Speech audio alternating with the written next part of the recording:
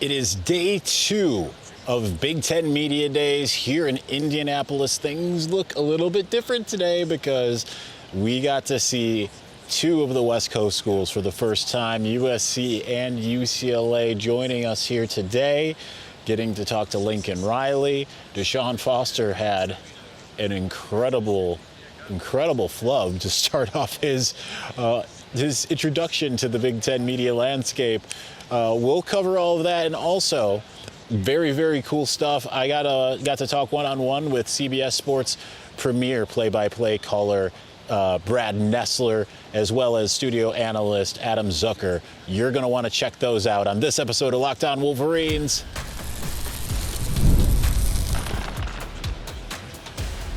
You are Locked On Wolverines, your daily podcast on the Michigan Wolverines, part of the Locked On Podcast Network, your team every day. Happy Wednesday. We are back and doing it. Locked On Wolverines podcast, part of the Locked On Podcast Network, where it's your team every day.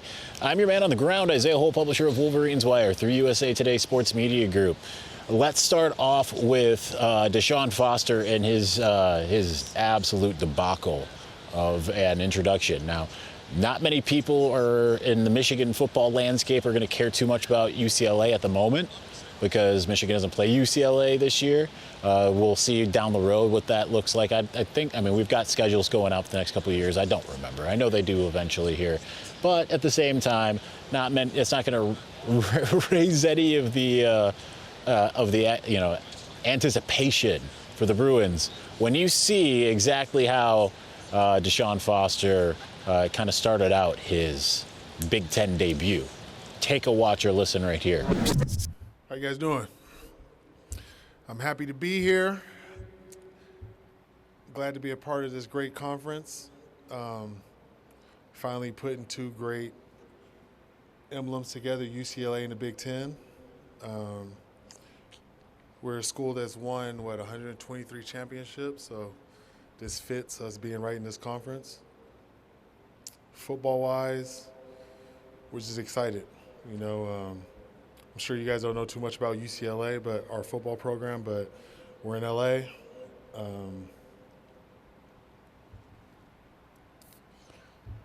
It's us and USC.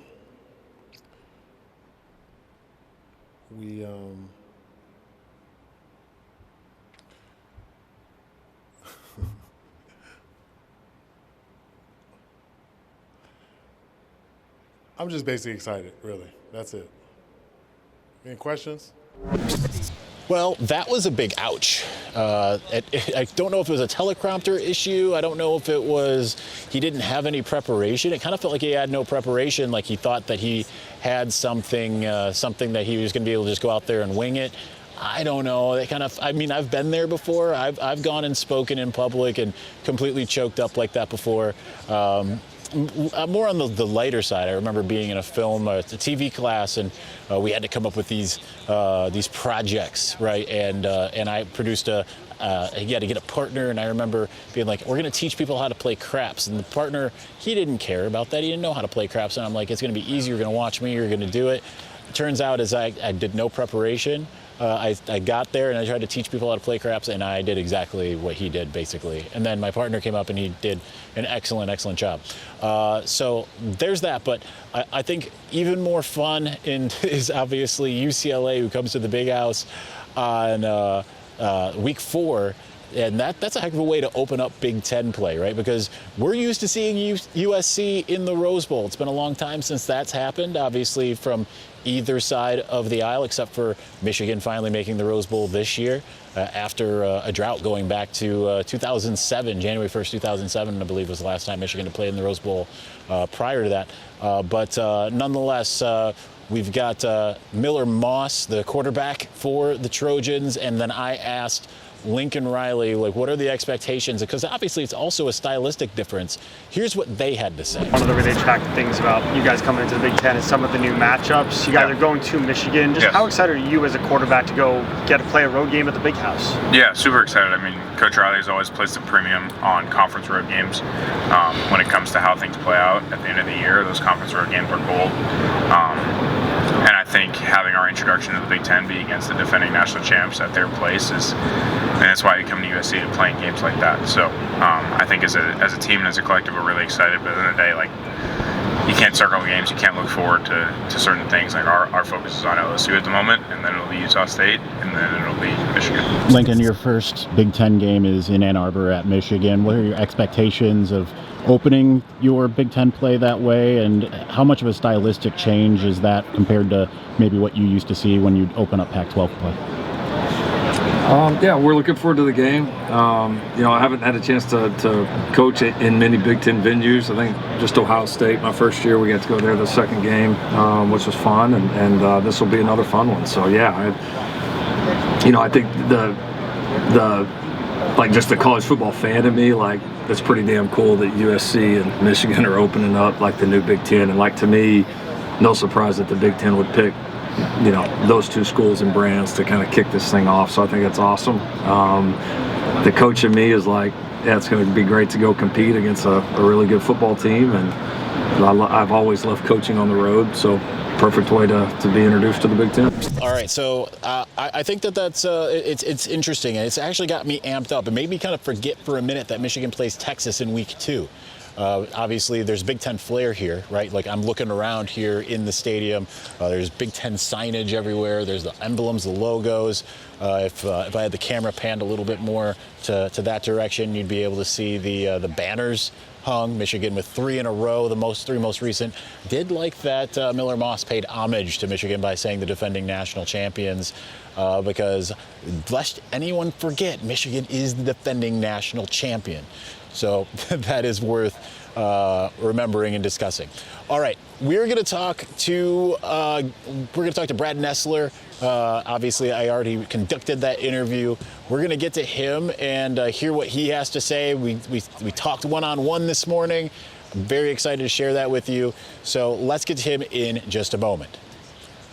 But before we do, listen, the sports aren't sportsing the way that I would like them to. It's the dead of summer. In the summer, things are, let's just face it, sometimes it can be a little bit boring because all you really have is anticipation and baseball. But you can, with baseball, especially if you're just kind of zoned out, you can go to FanDuel and you can dream up any bet that you have and may have a little bit more fun this summer, especially as you wait for football to come in about 5 weeks. So the great thing about that is, on top of it all, FanDuel has got a special bonus for everyone every single day that you can go and claim. So check that out. Go to FanDuel.com to get started. And remember, FanDuel is America's #1 sportsbook.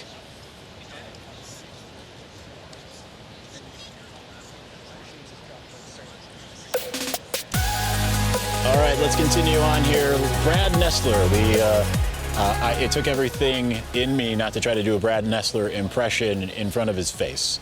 Because there's so many times where I'm sitting there playing video games. Especially, when I would play like Madden, the off chance that I did that any time in the last decade or whatever. Or even like sometimes when I just watch Zuri running, I'd find myself going, there he goes, just trying to do a little Nessler impression. But we talk to the man himself. You'll hear his voice right here. I asked him all about Michigan, all kinds of great things about Michigan. So check out what he had to say right here. First off, a lot of people look at Michigan and they say, well, that was kind of once in a while. They had a lot of veteran leadership. Right. There's Jim Harbaugh. How do you see Michigan now? Right now, it just seems like people are kind of counting them out. Yeah, I wouldn't count them out. I mean, defending champs, I know they lost a lot of great people. A great tailback, J.J. McCarthy, was a sensational leader. Defensively, lost a lot of guys, and they have to restock. But that's what Michigan does, and that's what big schools do. And Sherrone's going to put that together. He's been there. He won all his games as a coach. I mean, Jim wasn't around half the time, so he's out in San Diego. I think it's a big challenge, though, to run the table and win the national championship and expect to do it again the next year when you lost all your veteran leadership. It's going to be tough, but it's Michigan, and they had guys waiting in the wings last year going, I can play as good as that guy. And so they just have to go out and prove it. We'll find out really early, I guess. First month of the season, we're going to know how good they are. With Sherrone, how do you look at a first-time head coach that has had some of that experience and being an interim coach, having a couple top 10 wins like him. Right. How do you evaluate him? So it seems like kind of from a national perspective, he doesn't get the same type of recognition as, say, Marcus Freeman when he took over at Notre Dame, or Ryan Day when he took over at Ohio State. Yeah, I think, there's a big shadow when you got Coach Harbaugh there, and the entire coaching staff was great. And I mean, the game we did last year, they had Mike Hart was the coach for a half, and I don't know, they split it up there for a few times before he became the guy. And I think once he became the guy and the team knew that, and with Jim moving on, I think all the players there were all in on, Sherrone being the guy. So, his maturation as a head coach, it'll take some time. He's going to have some bumps and bruises, and people are going to go, oh, maybe he wasn't the right choice, and everybody's always going to do that, unless you just run the table again, but that's kind of hard to do. So, I think it'll be a growing process for him, and he'll have weeks where things don't go well. He'll have weeks when they maybe beat somebody they shouldn't beat. So it's going to be interesting. The tougher schedule, obviously, this year than a lot of the last. Even say that obviously CBS has its games, Fox has its games. If you could say, like, I could just drop in and call any of these games, which one would you pick out of, like, Texas coming to town, Oregon, Washington, obviously Ohio State as well? Yeah, Ohio State. I've done Ohio State, Michigan State's a lot of fun. We're going to do Michigan USC, which normally would be 5:30 on January 1st in Pasadena, and as I grew up, that's the only time you were ever going to see those teams play. So, we don't know our entire schedule yet, and I don't know how many times I'm going to have Michigan, but the fact that we know we're going to have two big names early in the season when USC comes to the Big House is going to be fun. How odd is that new changing landscape, the fact that it's not in Pasadena, it's in Ann Arbor, right, and it's a conference game? Right. Well, the rest of the country is going to look at that and go, I thought they only played in the Rose Bowl. The fans, just kind of a fan that doesn't realize how things have changed and the dynamics of college football and all the difference with alignment and conference alignment. But you look at that and you go, I'm watching that game because it's Michigan USC. Simple as that. So we're going to have a lot of those matchups this year when you got a coast-to-coast conference. And I never, in my wildest dreams, when I started doing Big Ten football, there was 10 teams. Well, 11, I guess Penn State was there. So to have an 18-team coast-to-coast, it's going to be awesome. Last one for you. Fill in the blank here. Michigan repeats and wins the national championship if blank. If their quarterback situation shocks the world and their defense plays so lights out that nobody can score on them. I don't think either one's going to happen, but you can't repeat unless you're Georgia. No, or Nebraska, or whoever. Thank you very much. You got it, man. Nice to meet you. Nice to meet you as well. All right, I thought that was really good stuff. There was one thing that I really didn't agree with. I mean, I do agree with him, but I don't think that's the only thing. And you'll kind of get some more from Adam Zucker that is more closely aligned with what I kind of think about all of that. So let's wait until we get to him and to kind of get to what I actually think is the chances of Michigan making another national championship run. Now, I mean, I don't actually think they're going to win the national championship this year. Why? Because it's hard to win the national championship 2 years in a row. Everything is not stacked in Michigan's direction. Obviously, the schedule and all of that kind of stuff plays against Michigan as well. But at the same time, there is a path, right? Any given team can find a way one way or another. Maybe not Michigan State, but, everyone else. Even Rutgers has a good chance with Kyle Monunga as a running back. But nonetheless, I don't think it's strictly the quarterback, right? I think that there's a lot more that kind of goes into it, and I think Michigan's got a lot more going for it. Now, keep in mind, this is a 30,000-foot view, right? That from a guy like Brad Nessler, he especially because CBS and him in particular, like, this is new for them, right? Like, I know CBS has been on the charge for the last year, but he still was mostly in SEC land last year. That changes this year now that CBS has the second biggest game every single week.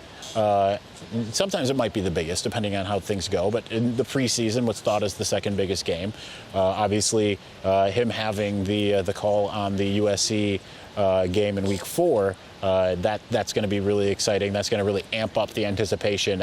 Big Ten on CBS and all of that. I really like what Adam Zucker had to say. Let's hear from him here as well, because I think that he had some really interesting insights as to what we can expect from the Wolverines this year. So stay tuned for that here in just a moment.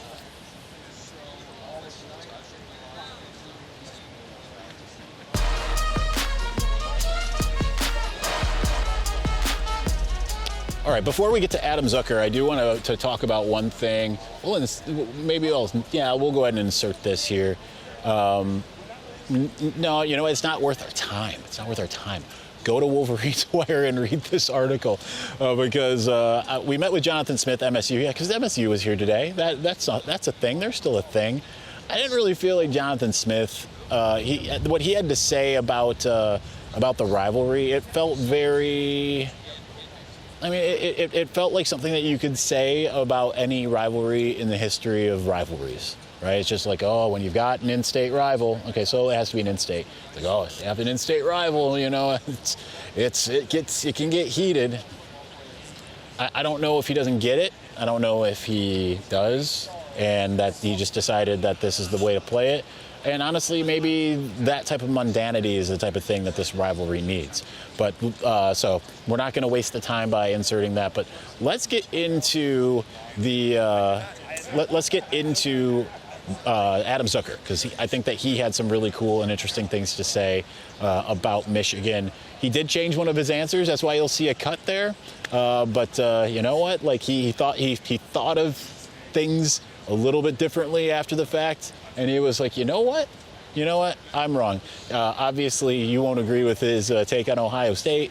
I think that's in here. But check out what Adam Zucker had to say. All right, so obviously I covered Michigan. So first off, like, what's your impression of Michigan? Things obviously changing with no more Jim Harbaugh. I got Sherrone Moore. Some of the talent gone, but there's still like 3 honorees from the Big Ten preseason. So what are your general impressions of where they're at right now? My general impressions are that you don't get to the national championship game, win a national championship, unless you also have a lot of depth behind the stars that are no longer there. Mm-hmm. So I would say that they're one of the few programs that you pencil in now every year as having a shot at this new 12-team deal we've got. So, yeah, new coach, but he got some experience last year, right? New quarterback, a lot of new pieces, but, it's Michigan. And I think of, like, the Georgia teams that almost won 3 straight national championships, right? They had guys backing up guys. And with the kind of recruiting that they've had and the success that they've had on and off the field and the power of the brand that they now have restored, they're in great shape.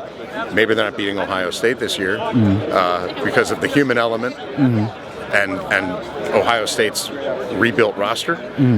But Michigan's one of those teams that you're insane if you take them out of the top 15 going into the season. I just lost my train of thought because that was really interesting what you said there about just kind of the general recruiting element of it. It's been a lot more developmental for Michigan in a lot of ways, but it is a big brand.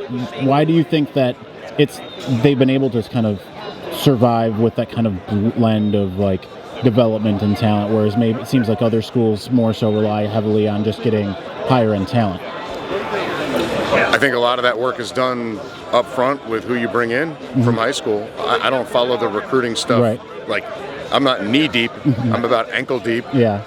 I follow. Where their rankings are and kind of just generally who goes where. But I didn't mean to ask you a recruiting question. No, it's okay. Just like a general. Like you're the winningest program of all time, or back and forth.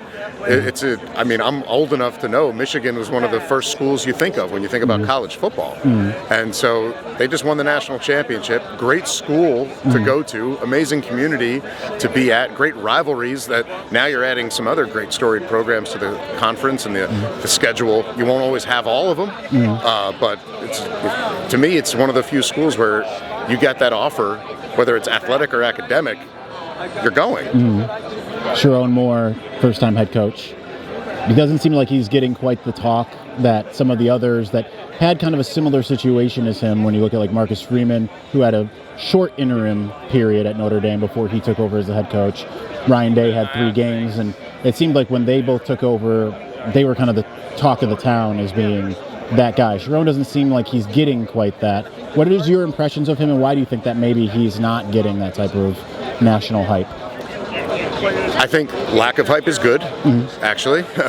And I also think that Jim Harbaugh was the magnet for praise, criticism, attention, quotes, and I don't think he purposely over-sheltered the assistants on the team, but with so much attention on everything on and off the field that took place under Jim Harbaugh, the assistants, whatever minor roles there were with the recruiting aspects, fine, but they got to do their jobs, and now we get to see them do it. So I think if anyone needs to make a quote about whether he's going to be an elite head coach or not, I would just save your thoughts and watch and see him do it. He obviously won his chances last year, and you don't just hand the Michigan head coaching job to anybody. So there's a proving ground among the people who need to make that decision, and now we'll see if they're right. Michigan repeats the national championship if blank. Okay, all right. A lot obviously would have to come together. We can agree on that, right? Yeah. I think if it's still that defense, because we're focusing a lot on Ohio State's new offensive weapons, even though they added Caleb Downs and got Denzel Burke back. Oregon, to me, I'm thinking about their offense. If Michigan's defense can frustrate teams the way they have, that would be their chance. That would be their chance. Obviously, they have to make it to the playoff, but it's their defense, to me, that leads the way, if it wasn't already. Awesome. Thank you. All right, I think that his take on what Michigan needs to do is much more accurate in the sense of it's going to come down to defense and at least competent offensive play, right? That's why we can't rule out a Jack Tuttle as the starting quarterback on the offense, because if he can beat Cade McNamara, that's not a high bar to really set. Maybe in terms of leadership, because Cade was really, you can say what you want to say about him in 2022, but in 2020, at the end of the season and in 2021, Cade was a very strong leader for Michigan, and he was certainly a big part of why the Wolverines were able to kind of, reset everything and revert to more of what we expected in the 90s, right? To being able to play, win big games, to beat Ohio State, to win the Big Ten, and to go and, lose in a big bowl game. But maybe Jack Tuttle could be that guy, and if that is the case, then yes, you will be relying a lot more heavily on the defense. And I understand there's some trepidation that maybe the defense won't be able to do it. And it is going to be a lot more difficult because you do have higher end opponents this year compared to last year. Even though I think Michigan's probably a top 3 defense, it might be the top defense in the country just by virtue of playing some more high-powered offenses. Texas is a more high-powered offense. You got to go up against not only Quinn Ewers, but Isaiah Bond yet again. You've got to go up against Miller Moss and what could be of an explosive USC offense. You've got Oregon. Who knows what Washington will be under Jed Fish, right? I know that's going to be a very new look, but don't count out Jed Fish, right? It's going to look a lot different. Obviously, Ohio State prides itself on its offense and now its defense as well. But I think if the defense carries the show, then I think that's really good. Now, the Sherrone Moore piece as well is what Zucker said. I think that is also a really, I think that it is a good idea that he kind of flies under the radar, right? Like, I asked that question we aloud here on the podcast a lot about why does it that all these other guys got these accolades and Sherrone Moore is just flying on the radar. You know what that means? That, he has the expectations internally, but they might not be external. And that is maybe actually the better thing for Michigan. All right, that's going to do it for us today. I have no idea how the time is here as I record live with just the way that we do this with clips, clip show, basically. But nonetheless, we are going to return tomorrow. Steve Wiltfong from On3 is going to join the show if everything goes according to plan. So that will be very exciting. We'll talk about the barbecue at the Big House, where Michigan stands with some of its remaining 2025 targets and all of that. So look forward to that sometime on Thursday. It might come out around midnight. Who knows? Just because it's going to be kind of a weird day with Michigan going and then me having to drive back. But keep your eyes peeled because that will eventually be out late Thursday, most likely. So thank you for watching. Thank you for listening. We will talk to you again soon. Peace.